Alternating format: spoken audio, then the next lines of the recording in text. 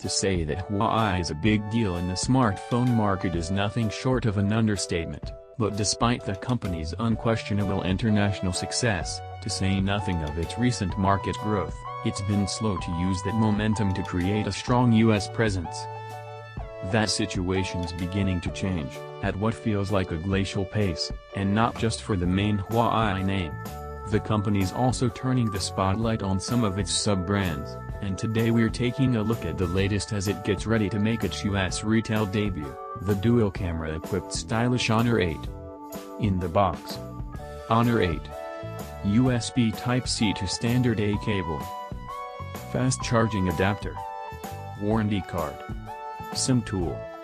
With its eyes set on the US market, Huawei knows that it has to make the Honor 8 friendly with US bands, and the phone pretty much succeeds there.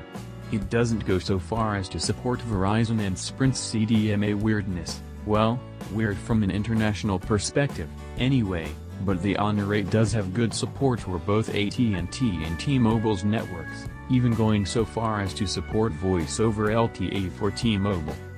On the wired side of things, the Honor 8 has a USB Type-C port with all that reversible connector goodness that's becoming increasingly familiar. It supports fast charging over that interface with the included adapter, which we'll touch back on in just a moment as we discuss battery life, but it's important to note that the Honor 8 only supports USB 2.0, no high-speed USB 3.0 action here.